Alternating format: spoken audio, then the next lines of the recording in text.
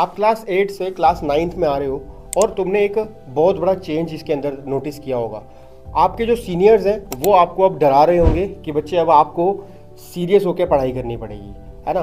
तो पर अब अगर मैं आपको ये बात बताऊं कि क्लास 8th जो थी वो बहुत कैजुअल स्टडीज़ थी, उसके अंदर उतनी ज़्यादा उसके अंदर मेहनत करने वाली बात नहीं थी, फॉर्मूला रट्टा मारते थे और हो जाता था, है ना।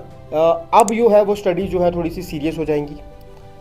बहुत सारी जो क्लास 9th है वो बहुत आसान होती है, पर एक्चुअली में उसको स्टार्ट करने का जो अप्रोच होता है बच्चों का वो बहुत गलत होता है। तो इसी वजह से बच्चे जो है वो डरते भी हैं कि भाई क्लास 9th में आ गए हैं सर अब हम, तो अब हमारे लिए क्या प्रॉब्लम क्रिएट हो जाएंगी। तो मैं आपको यहाँ पर एग्जैक्टली बताऊँगा कि क्या जो मिस्टेक्स हैं वो अवॉइड करनी चाहिए क्लास 9th के स्टूडेंट्स को, और कैसे हम क्लास 9th को जो है वो क्रैक कर सकते हैं एक अच्छे मार्क्स के साथ, और हम अपने आप को कैसे एक कंसिस्टेंसी में, रेगुलरिटी में लेके आ सकते हैं। सबसे पहले एक बात समझो कि क्लास 8 से जब हम क्लास 9th में आते हैं तो एक रियल एकेडमिक शिफ्ट होता है। उस रियल एकेडमिक शिफ्ट के अंदर अगर मैं बात करूं तो क्या होता है एक्चुअली में क्या होता है कि जब तक हम क्लास 8th में थे तो बहुत कैजुअल स्टडीज़ चल रही थी, उसके अंदर हम उतना ज़्यादा मेहनत नहीं करते थे। जस्ट जो हमें स्कूल से मिलता था और वही सब चीज़ें हम लर्न कर लेते थे, और जितने भी हमारे पास फॉर्मूलेज होते थे वही फार्मूला को हम लर्न करके रट्टा मार के और वो जो क्वेश्चंस होते थे वो कर लिया करते थे। पर 9th क्लास में ऐसा नहीं होगा। यहाँ पर आपकी रियल लाइफ के एग्जांपल्स लेकर कॉम्पिटेंसी बेस्ड जो है वो क्वेश्चंस बनाए जाएंगे। इसके अंदर आपका जो शिफ्ट है लाइफ का वो थोड़ा सा एक हार्ड की तरफ चला जाएगा। इसके अंदर आपको कंसेप्ट जो है वो आपको स्ट्रॉन्ग करने पड़ेंगे। आपकी कंसेप्ट क्लैरिटी क्लास 9th के अंदर बस स्ट्रॉन्ग होनी चाहिए। मैं आपको बस एक अपने तरफ से एक एक्सपीरियंस की तरफ से जो मेरा एक एक्सपीरियंस है उसकी तरफ से मैं अगर आपको एक चीज़ बोलूँ तो आपको क्या काम करना है, आपको जो रोज़ चीज़ें पढ़ाई जाए उसको घर पे जाके 5 मिनट लगाकर उसे सोने से पहले रिवाइज़ करना है। और रिवाइज़ करने से क्या होगा, रिवाइज़ करने से वो आपकी मेमोरी में चला जाएगा, सबकॉन्शियस माइंड में चला जाएगा, और उसको आप काफ़ी लंबे टाइम तक बच्चे याद रख पाओगे। ठीक है, तो ये सब चीज़ें जो हैं जो मैं आपको बता रहा हूँ ये आपके लिए बहुत ज़्यादा हेल्पफुल रहेंगी। मैंने आपको बताया है ऑलरेडी कि आपको डराया जाएगा कि 9th क्लास जो है वो टफ़ है, पर वो उतनी टफ़ नहीं है। उसकी अप्रोच जो है वो बहुत सारे बच्चे जो हैं वो एक गलत अप्रोच से उसको पढ़ते हैं, बहुत कैजुअल रहते हैं, जिसकी वजह से उनको वो प्रॉब्लम आती है। अब बात करते हैं कि बुक्स और सिलेबस जो है वो कैसा रहता है सर क्लास 9th के अंदर। तो आपको पता होगा कि बच्चे 8th क्लास के अंदर जो सभी स्कूलों के अंदर सबकी जो किताबें होती हैं वो डिफरेंट होती हैं, पर अभी जो आपकी क्लास स्टार्ट होने वाली है क्लास 9th, यही मेन क्लास है, यही फर्स्ट आपकी ऐसी क्लास है जो आपका बेस बनाना स्टार्ट कर देगी for class 11th and 12th और फॉर योर फर्दर स्टडीज़ जो भी आप कॉलेज में जाओगे। तो वो जो टाइम मैं आपको बता रहा हूँ यहाँ पर हम आज डिसाइड करेंगे कि भाई क्लास 9th के अंदर सर हमको क्या पढ़ना है। क्लास 9th के अंदर आपकी अप्रोच बच्चे जो होगी, या फिर आपके जो स्कूल की जो अप्रोच होगी, जितने भी स्कूल्स हैं सभी स्कूलों के अंदर एक जैसी बुक्स हो जाएंगी। सबसे ज़्यादा मेन इंपॉर्टेंट जो हो जाता है इसके अंदर वो है एनसीईआरटी जो आपकी किताब होगी वो अब सभी स्कूलों में कॉमन हो जाएगी। अब आपको ये नहीं होता कि भाई जो दूसरे स्कूल का बच्चा है वो क्या पढ़ रहा होगा सर, एक्चुअली में वो कोई रेफरेंस बुक पढ़ रहा है, वो R D. Sharma, R S Agarwal जो कुछ ऐसे सॉल्व करते हैं बच्चे, तुमने देखे होंगे। मैं आपको यही रिकमेंड करूँगा कि सबसे पहले आपको एनसीईआरटी जो है बच्चे वो अच्छे से आनी चाहिए। मैथ की जो एनसीईआरटी है वो आपके लिए भगवान है।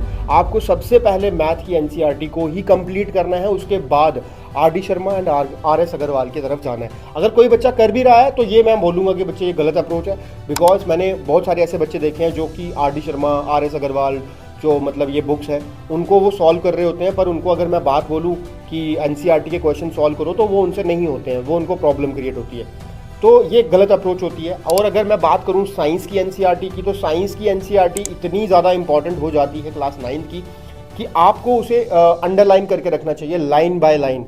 बहुत सारे इंस्टीट्यूट्स ऐसे भी होंगे जो आपको एनसीईआरटी के बीच में से बहुत सारी चीज़ें स्किप भी कर देंगे पढ़ाएं, मतलब जहाँ पर भी आप लोग पढ़ रहे हो, है ना।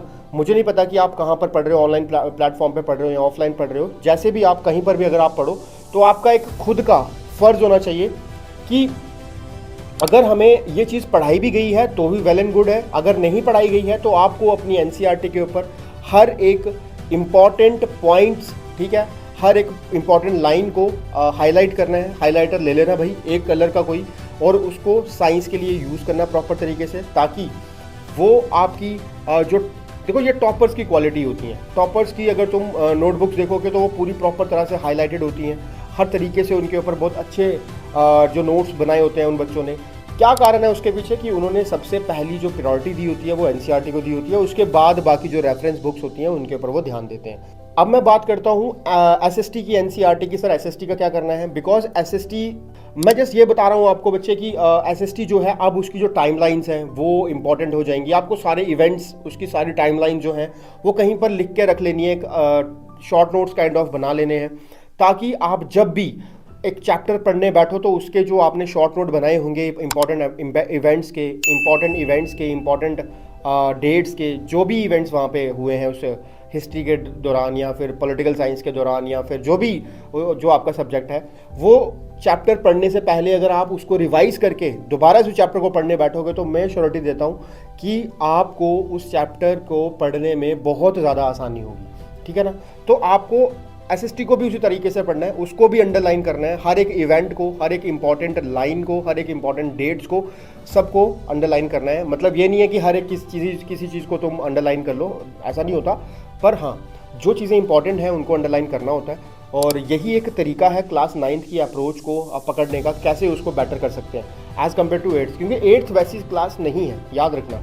अब 9th में अब आप बड़े हो गए हो, सभी आपसे ये उम्मीद कर रहे हैं कि भाई ये बच्चा जो है अब ये 9th में आ चुका है। अब जो टीचर्स हैं वो भी आपसे ये एक्सपेक्ट करते हैं कि ये बच्चा जो है वो खुद से आंसर करेगा, खुद से क्वेश्चंस पूछेगा। ठीक है ना? 8th क्लास तक ऐसा नहीं होता है। 8th क्लास में टीचर्स जो होते हैं वो बच्चे के पीछे डंडा लेके लगे ही रहते हैं कि हाँ भाई तुम करो इसको, ऐसे करो वैसे करो। लेकिन 9th क्लास में ऐसा नहीं होगा। 9th क्लास के अंदर जो टीचर्स होते हैं वो बच्चे से एक्सपेक्ट करते हैं कि वो खुद आकर पूछेगा। तो उसके लिए रिस्पॉन्सिबिलिटी आपको बच्चे खुद ही लेनी पड़ेगी, कोई और वहाँ पर रिस्पॉन्सिबिलिटी आपकी नहीं लेगा। अब मैं बताता हूँ आपको कि जो क्लास 9th के अंदर आपको 4 बड़ी मिस्टेक्स जो हैं वो अवॉइड करनी है, और अगर आपने लिटरली ये 4 मिस्टेक्स को अवॉइड कर लिया तो आपकी 9th क्लास बहुत बहुत ईजी होने वाली है। तो सबसे पहले मैं बात करता हूँ ट्रायल मोड पे पढ़ना। ठीक है? अब ट्रायल मोड पे पढ़ने का मतलब क्या होता है सर? अब देखना, अभी ना बहुत सारे बच्चे ऐसे होंगे जो ना अभी कैजुअल ले रहे हैं पढ़ाई को 8th क्लास से, कि हाँ भाई अभी हम तो 8th क्लास से पास आउट हुए हैं, अभी तो हमारे एग्ज़ाम्स हुए हैं, तो अब हमें क्या है, अब तो हम इंजॉय करेंगे। पर मैं ये कहता हूँ कि अभी जो आपके पास मतलब ये मार्च वाला मंथ है, इसमें इंजॉय कर लो जितना कर सकते हो, पर अप्रैल से आपको सीरियस होके बैठ जाना है, और अप्रैल से आपको पूरे ध्यान से वो पढ़ाई जो है वो स्टार्ट कर देनी है, जैसे मैं आपको अप्रोच बता रहा हूँ बस उसी तरीके से। और जो स्टूडेंट्स स्टार्टिंग से सीरियस होते हैं उनको कभी भी पढ़ाई का प्रेशर फील नहीं होता, उनको उनके ऊपर कभी भी ऐसा नहीं होता कि भाई वो कैसे पढ़ पाएंगे, कैसे हो पाएगा। लास्ट में क्या होता है ना, बैकलॉग्स क्रिएट हो जाते हैं। ठीक है? बच्चा सीरियस नहीं होता शुरू में। अभी शुरू की मैं बात कर रहा हूँ। शुरू में आपके साइंस के बहुत सारे जैसे मोशन चैप्टर है, बहुत इंपॉर्टेंट चैप्टर है, वो अगर वो आपकी ज़िंदगी में से निकल गया एक बार तो वो हर बार निकलता ही रहेगा। फिर क्लास 11th में जाकर वो आएगा। फिर आप खुद सोचो कि 11th क्लास में उसका एडवांस वर्जन है, तो जो बच्चे को 9th क्लास में अगर वो अच्छे से नहीं आ पाया तो वो 11th में कैसे आएगा?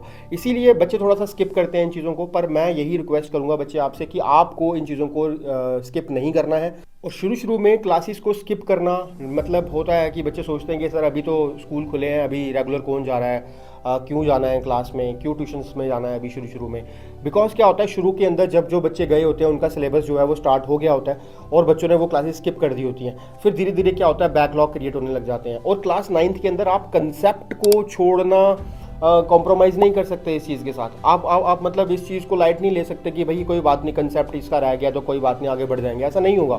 आपके सारे के सारे कंसेप्ट जो हैं वो लगातार यूज़ होते रहेंगे पूरे के पूरे चैप्टर्स के अंदर।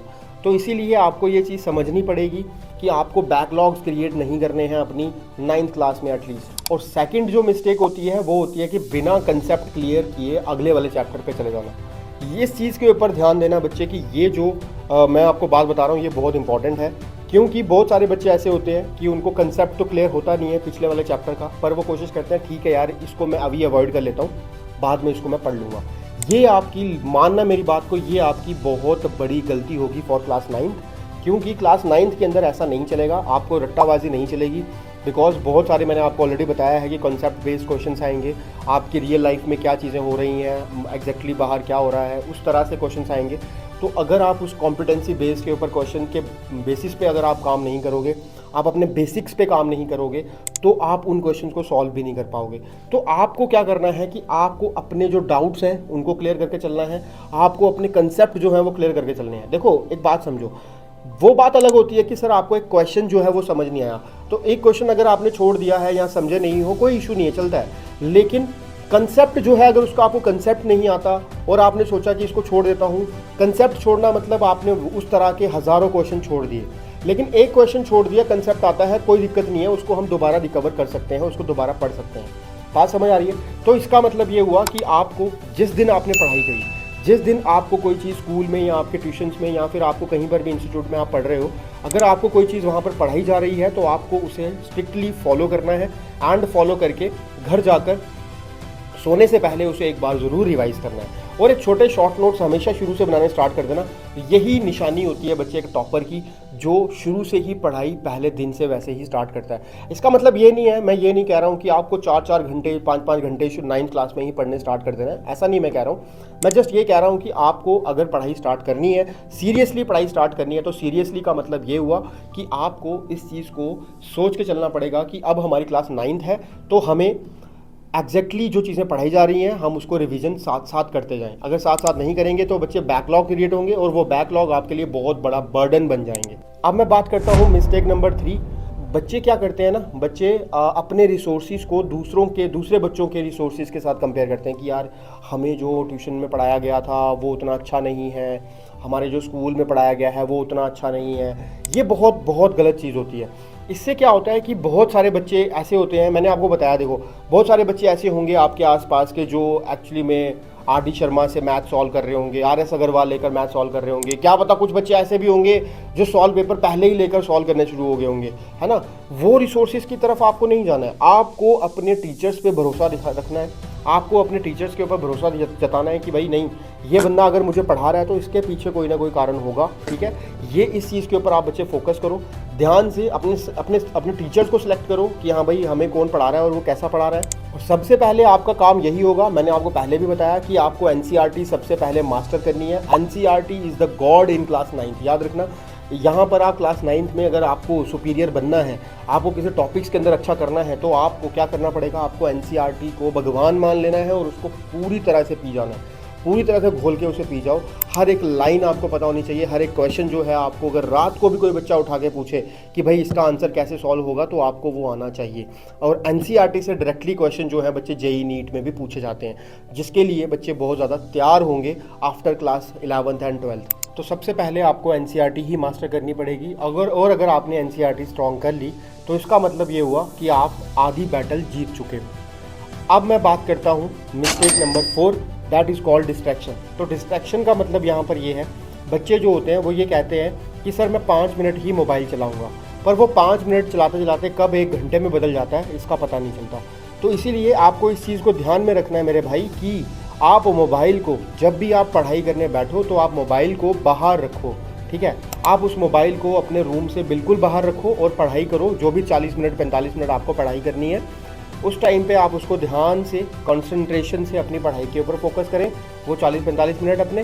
एंड अगर आपके पास मोबाइल है भी किसी भी कारण की वजह से, बिकॉज आप क्या पता ऑनलाइन क्लासेस ले रहे हो, अगर वो आप ऑनलाइन क्लासेस ले रहे हो और ऑनलाइन क्लासेस के टाइम पे क्या करना है कि जो आप जिससे पढ़ रहे हो बस वही ऑन होना चाहिए, बाकी वालों की नोटिफिकेशन भी बच्चे आपको ऑफ करके रखनी है। तो एंड में मैं आपको यही कहना चाहूँगा कि क्लास 9th को बच्चे इतना लाइटली मत लेना, बिकॉज यही फाउंडेशन होती है क्लास 10th की। और अगर आपकी 9th जो है वो स्ट्रांग हो जाती है तो 10th आपके लिए ऑटोमेटिकली ईजी हो जाएगी। बिलीव मी, क्लास 9th आपके लिए हलवा हो जाएगी, आसान हो जाएगी, इतनी ईजी हो जाएगी। और हाँ, एक बात और, जो हमारे जेके बोस के बच्चे हैं उनको मैंने देखा है कि उनके सारे के सारे सब्जेक्ट जो हैं वो इंग्लिश में होते हैं। जैसे साइंस का जो साइंस होती है वो भी इंग्लिश में होती है, इंग्लिश जो है वो तो इंग्लिश में है ही, और एसएसटी जो है वो इंग्लिश में होती है।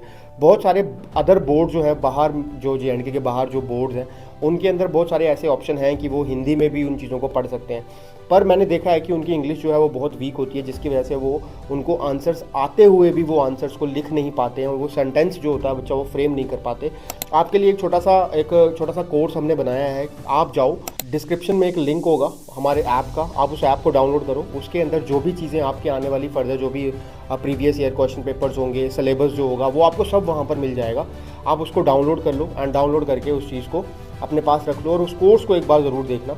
अगर आपको वो लगता है कि आप वो कर सकते हो, अगर आपकी जो पॉकेट है वो आपको अलाउ करती है कि आप उस कोर्स को कर सकते हो, तो आप ज़रूर उस कोर्स को करो, जिससे आपका जो फाउंडेशन है वो स्ट्रांग होगा। आप लिख एक अच्छे तरीके से पाओगे, आप सेंटेंस एक अच्छे तरीके से फ्रेम कर पाओगे। अगर आप सेंटेंस अच्छे से फ्रेम कर पाते हो तो इसका मतलब आपके जितने भी सब्जेक्ट्स हैं जो इंग्लिश में है वो सारे स्ट्रांग हो जाते हैं। मिलते हैं आपके साथ अगली वाली वीडियो में। ये वाला जो चैनल है इसके अंदर मैं 9th क्लास के लिए बहुत सारी चीज़ें लेकर आने वाला हूँ। इसको सब्सक्राइब कर लो और शेयर कर दो अपने दोस्तों के साथ, एंड साथ में कमेंट करके भी बता देना कि एक्चुअली में सर क्या आपको सच में डर लग रहा है 9th क्लास में आते हुए, या फिर आप फेयरलेस हो। तो मिलते हैं, गॉड ब्लेस यू।